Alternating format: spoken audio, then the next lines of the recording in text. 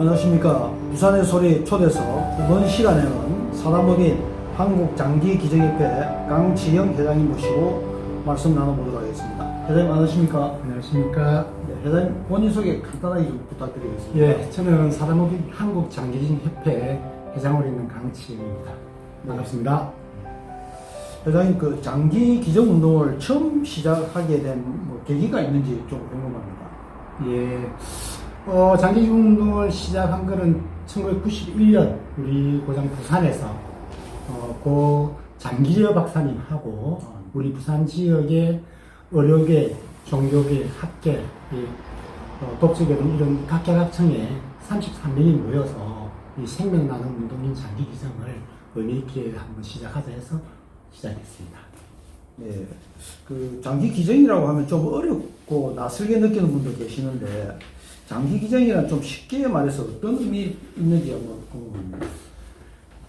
장기 기증은 어떻게 보면 굉장히 좀 무거운 의미를 또 두고 있을 수도 있고요. 또 그렇지 않고 장기 기증이라는 거는 정말 이 건강하게 살아가야 되는 우리 사람이 장기 부전으로 인해서 장기를 필요로 하는 사람들에게 우리가 장기를 기증하는 그런 정말 순수한 인간 삶의 그런 그 결정체입니다. 특히 내사 상태일 때 아무런 그런 인체에 어떤 의학적인 그런 지원과 치료를 하더라도 소상의 그런 가능성이 없는 사람들이 이제 하늘의 부도움을 받아서 필요 없는 그런 장기들을 꼭 필요로 하는 그런 고통받는 환자들에게 장기를 이식함으로 해서 사람의 죽어가는 생명이 살아난다는 그런 의미를 부여를 할 수 있겠습니다. 네.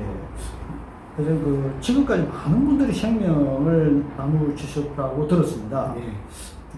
가장 기억에 남는 기증자나 가족의 이야기가 있는지 말씀해 주십시오. 예, 뭐 여러 가지 기억이 남습니다만은 제가 이 일을 시작한 34년 동안 339명의 말기 환자들에게 장기를 이식을 해서 살렸고, 또 우리 국내 의과대학에 103구의 이런 시신, 카라바라고 그러죠. 그 시신을 의과대학에 인도를 해서 의학발전에서 해부학교실에서 의학발전을 기여하였습니다. 무엇보다도 제가 이 일을 하면서 이제 기억이 나는 거는 15,000명이라는 이런 현대 중후 노동자, 사용자가 함께 장기기증 서약에 동참을 하고, 그리고 이에 해외 토픽에 나면서 많은 선한 영향력을 끼쳤고, 특히 제가 이런 더 기억에 남는 거는 12살에 소아 당뇨로 이 투병을 하다가 27살 때 두 눈을 잃었어요. 그리고 29살에 콩팥 두 개가 완전히 망가진 거예요. 그래서 앞을 보지 못하면서도 이틀에 한 번씩 피를 걸려야 되는 만성 심부전증 이 환자였다가 내사자로부터 장기 기증 콩팥을 하나 기증을 받아서 수술비가 없어서 또 힘들어할 때 저희들이 또 모금 활동을 펼쳐서 이식을 해서 성공을 한 그런 기억도 있고, 또 다장기 동시 이식이라든지 아시아 최초로 복강경을 이용한 신장 이식 수술을 제가 주선을 하는 등 그런 일들이 올해도 또 기억에 남고, 특히 이제 영혼원과 같이 함께 이제 부부가 신장을 서로 교환하는 그런 릴레이식 신장 이식 이런 것들이 특히 기억에 남습니다. 네. 회장님 그 34년 동안 장기 기증 운동을 이어오셨는데 과정에서 좀 힘들었던 순간도 있었을 텐데요. 그렇죠. 힘들었다고 하면 사실 뭐 처음에 이 운동을 시작한 92년부터는 이게 그때만 해도 장기 기증이 굉장히 생소했습니다. 그래서 지금까지 34년 동안 제가 이 길을 걸어오면서 힘든 게 굉장히 많았죠. 너무너무 많았고, 그 다음에 무엇보다도 제가 이제 이 일을 하면서 경찰에 강력수사대에 한 보름 정도 강도 높은 조사도 받고, 또 이 일을 하면서 무엇보다도 좀 우리 기증자나 이런 가족들에게 그런 큰 의미를 둔다면은 특히 이틀 한 번씩 피를 걸려야 되는 만성 신부전증 환자들이 있습니다. 이 환자들을 위해서 돈이 없어서 이제 투석을 바쁘시고 못 받는 거예요. 그래서 제가 2000년도에 부산의 각계각층에 있는 그런 분들의 이제 후원금 또 제 자비를 모아서 사랑의 인공신장실을 개원을 해서 무료로 피를 걸려주고 약을 주고 밥을 주는 그런 생명나눔 비전센터를 제가 운영을 했었습니다. 그 금액이 한 450억 정도의 그런 활동을 하면서 제가 그 과정에서 많은 그런 힘든 점들이 있었지만 그래도 여기까지 올 수 있었던 거는 기증자, 그 다음에 유족들, 그 다음에 후원자, 그리고 언론이라든지 각계각층의 많은 분들이 함께 이 생명나눔 운동에 동력해 주셔서 같이 함께 올 수 있었던 것 같습니다. 예, 알겠습니다. 회장님, 부산이 장기 기증에 가장 적극적인 도시라고 들었습니다. 특별한 이유가 있는지 알고 싶습니다. 그거는 저희들이 이제 생각할 때 이제 전국에 이제 7대 도시의 설문조사를 이제 여론조사 기관에 의뢰를 했습니다. 그러면 저희 이제 협회에서 설문조사 의뢰한 건 아니고요. 아주 객관적으로 여론조사 연구 전문 기관에 맡겨서 이제 설문조사를 했는데 인구 대비 부산이 가장 장기기증에 대한 인식과 그 다음에 장기기증에 대한 이런 기증 서약 실패가 가장 높다라는 겁니다. 또 그 다음에 그게 이제 연령별로 이렇게 쭉 나누어서 봤는데 특히 이런 학생들, 청소년들의 장기기증에 대한 인식을 가장 높게 가지고 있다라는 그런 맥락에서 언론에서 아마 그렇게 보시는 것 같고요. 특히 이제 전국에서 최초로 부산시 교육청에서 학생 안전 체험관의 장기기증이라는 이런 센터를 설립을 해서 청소년들에게 장기기증에 대한 인식을 계속해서 심어주는 것도 좋은 그런 하나의 과정인 것 같습니다. 우리 사회가 장기 기증을 좀 더 잘 이해하고 실천하려면 어떤 노력이 필요하는지 알고 싶습니다. 이런 부분에 대해서는 그 부분은 조금 제가 말씀드리려고 하면 이게 첫째 제도적으로 이게 뒷받침이 돼야 된다고 생각합니다.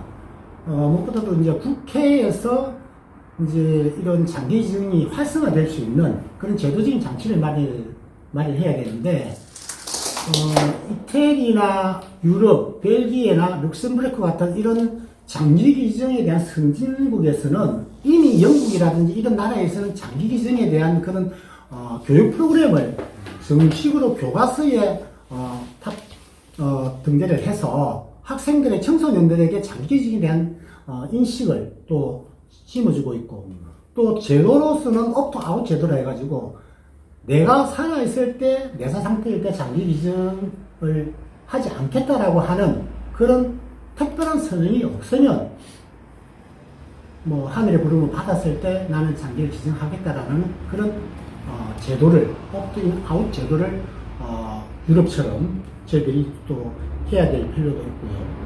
특히 입법부에서, 제도권에서 이런 장기기증에 대한 활성화를 위해서 예산을 대폭 정액을 해야 되고, 그리고 이 장기기증에 대한 홍보를 더욱더 한 10배 정도 더 많이 해야 되지 않겠나. 왜? 하루에 7명씩 장기 이식을 받아야만 살아가는 분들이 7명씩 사망을 하게 됩니다. 기다리다가 이제 사망을 하게 되는 거죠. 그렇게 이런 이제 장기기증이 이제 활성화되지 않는 이유로는 그런 제도와 예산과 그 다음에 정부가, 그 다음에 국회 의회권에서 이런 장기기증에 대한 인식을 가지고 그런 시스템을 좀 가버넌스 시대에 맞는 그런 시스템을 저는 준비해야 된다고 생각을 하고 있습니다. 회장님 그 아시아 장기 기증센터를 만들고 싶다고 네. 말씀하시는데 네. 특별한 이유가 있는지 궁금합니다.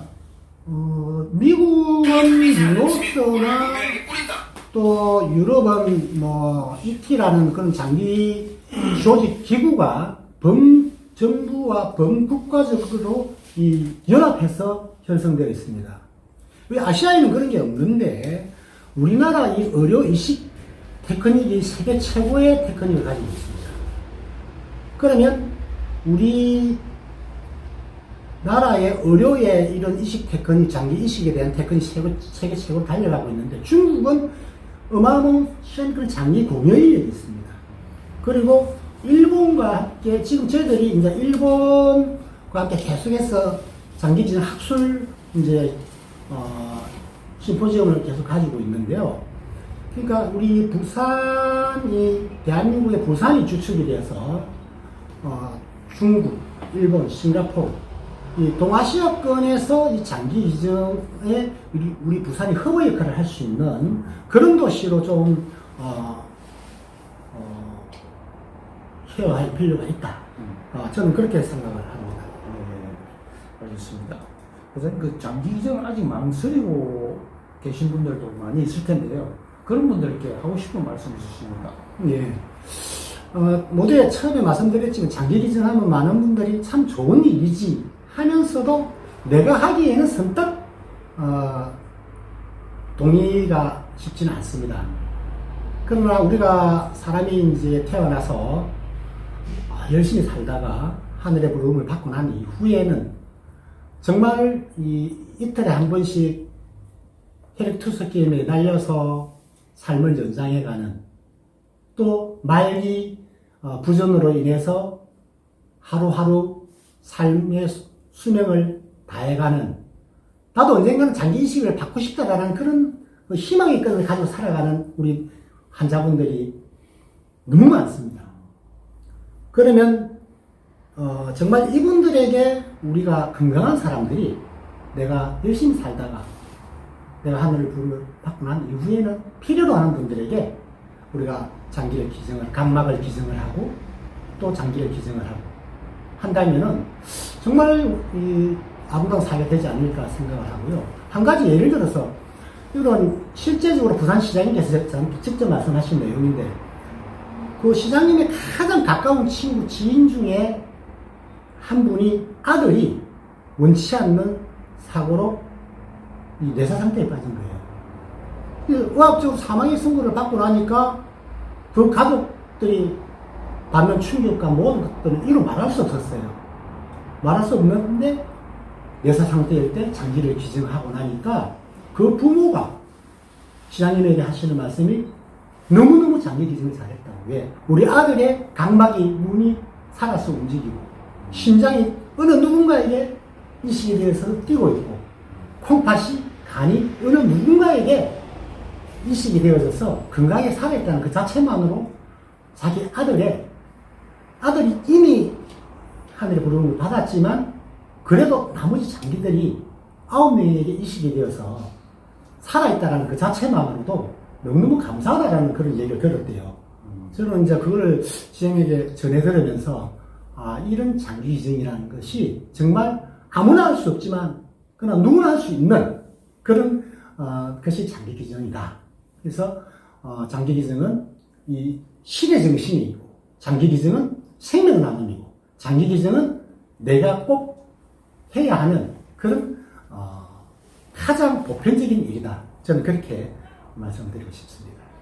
회장님, 그 끝으로 앞으로 꼭 이루고 싶은 그 꿈이나 바람이 있다면 무엇인지 궁금합니다. 무엇보다도 저는 제가 살고 있는 이 부산에서 이 장기 기증을 통해서 장기 기증에 대한 홍보관을 우리 부산시 차원에서 한번 정말 우리 부산이 생명의 도시, 나눔의 도시, 건강의 도시로 발돋움하기 위해서는 이런 장기 기증 홍보관이 첫 번째 있어야 될 것 같고요. 두 번째로 이 장기 기증을 통해서 우리 부산이 좀 더 우리가 함께 더불어 함께 나누는 또 함께 건강을 되찾는 또 우리 부산이 그래도 사람 냄새가 나는 또 그런 도시가 되었으면 좋겠고요. 또 이 장기 기증과 함께 부산의 의료권이 한층 성숙한 그런 의료 관광 도시가 되었으면 좋겠다라는 그런 생각을 가지고 있습니다. 예. 오늘은 34년간 선한 영향력으로 우리 사회의 장기 기증 운동을 이어오시고 계신 사단법인 한국장기기증협회 강치영 회장님과 말씀 나눠봤습니다. 회장님 오늘 귀한 말씀 고맙습니다. 감사합니다.